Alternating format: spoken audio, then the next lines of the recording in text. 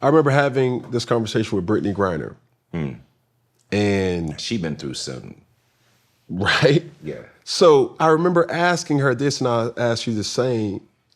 When was it the moment where you knew, oh, this is bigger than what I could have ever imagined it to be? 2 moments. When I came home from the hospital and I heard on the news, special report that I had been jumped, and I had to call my mother and tell her. That brought it all home. And then I was on the set of Empire shooting my wedding scene. I've never told this story before. I was on the set of Empire shooting my wedding scene, and my lawyer called me. I was using my entertainment attorney all that time. My lawyer called me and he said, if they come to arrest you at set, just go with them. What? Who? What? Because there were whispers, but it's like we hadn't heard anything. We hadn't heard anything bad like that. And then I had to go back and shoot the scene. And I'm like, what do they think happened? What do they think I had to do with? What do they think that I did? But I still had to go back and do the scene. And I remember leaving and doing the scene where we jumped over the broom. And so my character and the character's husband got married. And I remember turning to Toby, who had become a good friend, and he was playing my character's husband. And I remember saying, as we jumped over the broom, saying, run. Like I turned to him and I said, under my breath, I said, run. And we ran. And because I knew at that moment that was my last time shooting on Empire. I just knew it.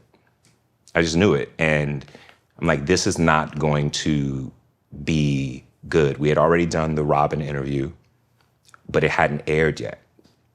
So we did it, and then it aired a couple of days later. So when we first did it, we didn't know what we were really... It hasn't settled in. Yeah, so we didn't know what we were what to expect. And instead, it aired after it turned against me. So everybody was watching that interview with a different set of eyes than they would have. And it just went from there. What was the most disappointing thing? Oh, Lord. There's so many disappointing things. I could only imagine, as you're painting this picture of like, yo, I'm at work. You get a call. Still got to go back to work. Yeah. It's in between takes. Yes. Like we're waiting for them to do another setup. I have a missed call from my lawyer and I got to call him back. Yeah. And that's what he tells me. But even to that, all the while, you play spades? I know how to play spades, but I don't play spades all the time. So let me just shut up. I'm not going to say that because I don't want y'all to sit there and try to bring out some damn cards and I got to play spades and now I look like a damn fool. No, I'm black though. Do not. We got you.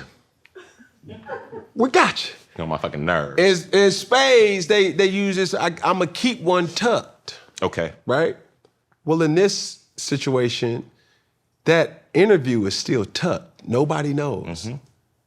And oh man, we support you. Are you all right? Those stereotypical, energies that people may give off, the interview comes out. Mm-hmm. And now the same people are now looking at you through a different lens or through a different assumption. Yeah, exactly. No, that's exactly what it was. Yeah. So anything you say, and then also, again, it goes back to what you said at the top of the interview, where it's like it all depends on the edit. I've never seen something where because I've done so many interviews in my life, but none of them have been like really emotional interviews because they didn't have to be. For sure. You know? For sure. And so sitting there and doing that interview and then looking back and I'm like, so that doesn't look honest though, because they cut out the breath of air. You know what I mean? Like they cut out that. So it's like, they're not tracking the actual line of emotions. What led You know to what I that? mean? Like it's just 1 minute you're sitting there and you're explaining something, the next minute you're just like crying. And you're like, but it didn't happen that way. Yeah. It didn't happen that way. And so when you cut out air, you cut out breath, you cut out words, you can shape something into being something that it's not. Yeah. And that it never was. And so that's what ended up happening. Through it all, right? The $1 million question that anybody would want to ask, are you still sticking with the story? There is no story. Are they still sticking with the story? I've stuck with the truth the entire time. Now, there have been things that with me telling the truth that people will, because it's like, I remember it being where they were like, oh, he did a hoax. And I was like, I did not. And then they're like, well, he was buying cocaine. And I was like, oh, my bad. You know what I mean? Like, that was true. That was true. Or they're like, oh, he did this. No, the fuck I did not. Or well, he was buying that. And I'm like, okay, motherfucker, I was. But that has nothing to do with that. Yeah. So I just want to separate the bullshit from the truth that they tried to put on it. The fact of the matter is that I was walking down the street and I got jumped. Didn't have anything to do with setting that shit up because I'm a grown-ass man and have no reason to do no corny bullshit like that. If I was gonna set up some bullshit to look for attention, I would look like a hero, I wouldn't look like a victim.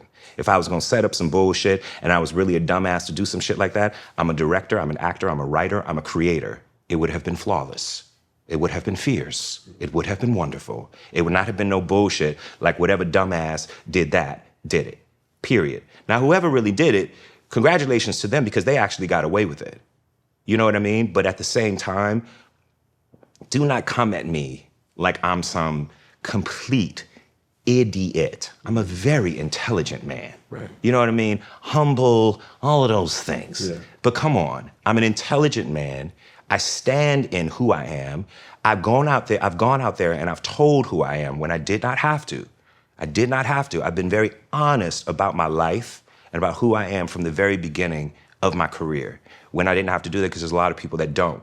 They don't have to do that. So it just doesn't run with the history of me. It doesn't run with who I've ever been. And that has to stand for something. People's history should mean something. I've never been a frivolous man.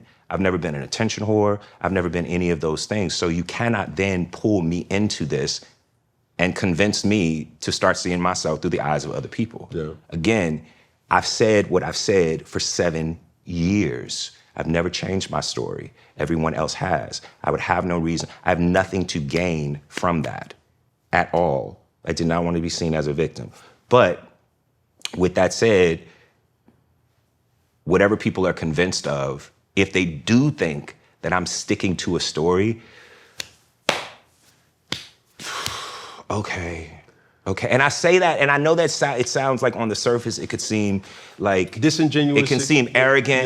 Yep. You know what I mean? It absolutely could, but you gotta understand and you gotta remember, it's been 7 years for me. Yep. It's been 7 years for me. I was 36 when this happened. I'm 43 years old. Dang. Right. I'm messing with you. Gray as fuck. Yeah. But I'm still me. And so at a certain point, I've got to let it go.